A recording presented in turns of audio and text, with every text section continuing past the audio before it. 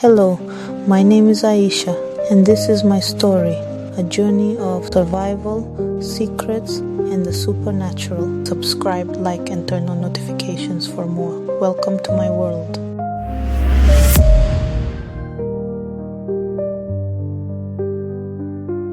I met Bola at one of the hotel bars where I hung around for clients. She was friendly. Too friendly, really. She kept saying how I was too beautiful to be doing this, that I could do better. She told me she knew someone who could change my life for the better. I had learned not to trust easily, but desperation can make you do foolish things.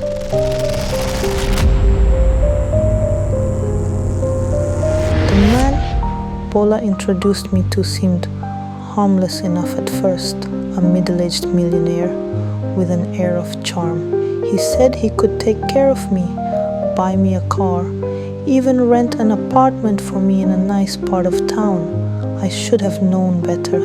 When he got an urgent call and had to step out, he told me to stay in the living room, not to wander around.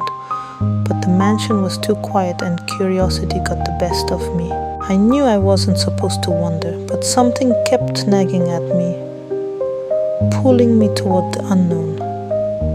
I started walking around, and then I found it. A room I wasn't supposed to see.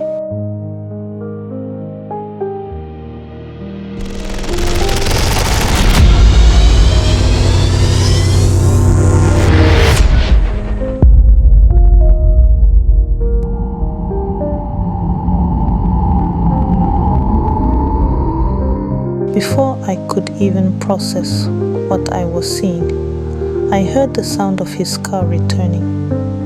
I ran back to the living room and dropped to the floor, clutching my stomach.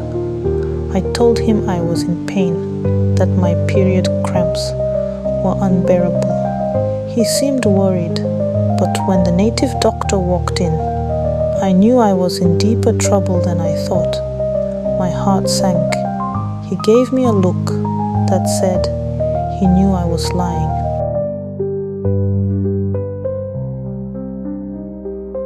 The native doctor took a closer look at me, then backed away. He muttered something about Olokun under his breath, and I saw fear flash in his eyes. He told the man to let me go, said I wasn't worth the risk.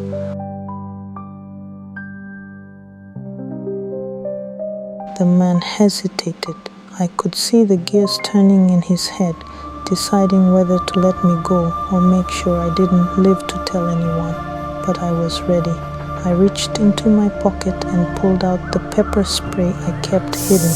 One spray to his eyes and a bottle over his head later, and I was out the door. I wasn't taking any chances.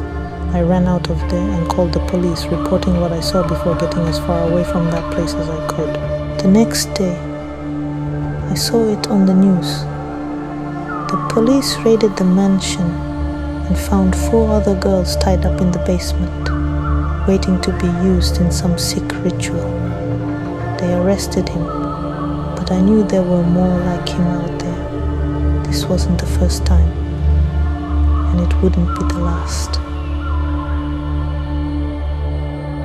That night, as I drifted into sleep, I found myself submerged in the depths of a vast room.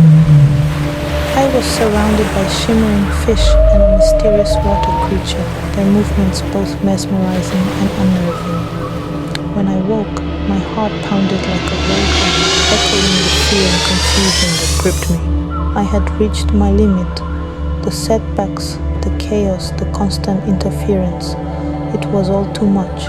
I needed a break, even if it was just for a little while. I decided to visit someone I had only heard about, a prophet said to have a gift for seeing beyond this world.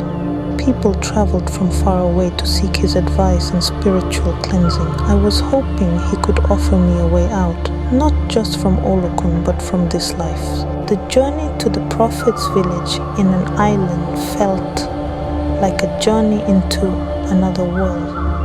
The farther I traveled from the city, the quieter it got. prophet couldn't help me, then no one could.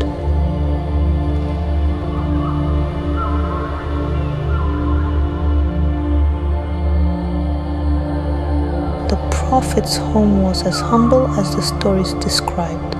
A small hut surrounded by a garden of medicinal herbs, and a clay pot filled with smoldering incense. The man who greeted me was old, his face lined with wrinkles, but his eyes were bright and piercing.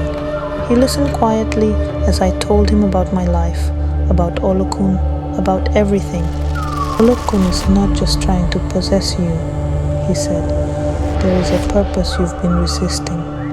You were chosen to be a bridge, a connection between the world of spirits and the world of men. This is why your life has been filled with struggle and chaos. You've been trying to live a life that isn't meant for you. His words hit me like a hammer, a bridge between worlds.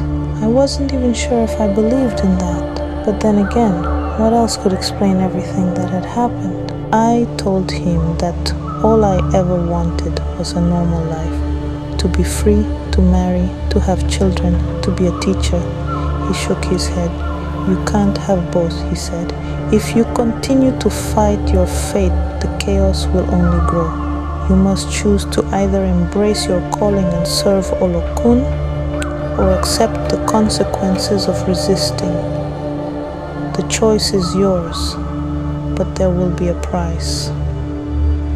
His words filled me with a cold dread.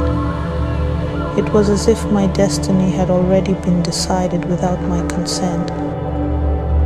The prophet offered me a way out, or at least a temporary one. There is a ritual that can sever your connection to Olokun for a time, he said. It will give you a few months or years of peace, a chance to live the life you desire without interference. But understand, if the bond returns stronger afterward, your problems will multiply. It is a gamble, one that could cost you more than you realize. I was torn. A few months of freedom could be a gift or a curse, but I was desperate, and desperation makes you willing to take risks. I agreed. At midnight by the river, the ritual would take place. I wore a traditional white dress, and the prophet painted my skin with white mud to symbolize purification. The air was cool, and the river's waters seemed to glow under the moonlight. I felt a strange heaviness in the air, like the spirits were already watching. And the prophet and his assistant began to chant, his voice low and rhythmic as he cast herbs into a small fire. The smoke rose and swirled around me, and I felt something stirring inside me, a tension that seemed to pull me in two directions. The air grew thick, and I could hear faint whispers, like the voices of the spirits, calling out from the depths of the river. As the chanting grew louder, the wind began to howl, and the river seemed to come alive. The water rippled and churned, even though there was no breeze. Shadows danced around me, and I felt a cold hand grip my heart. I wasn't sure if it was fear or something else. For a moment, I thought I saw a figure rising from the water, tall, dark, and familiar. Was it Olokun? The ritual was coming to an end, but the air was heavy with something I couldn't explain. I didn't know if the ritual had worked, or if I had just angered Olokun even more. But one thing was clear. Whatever happened next, there would be no turning back.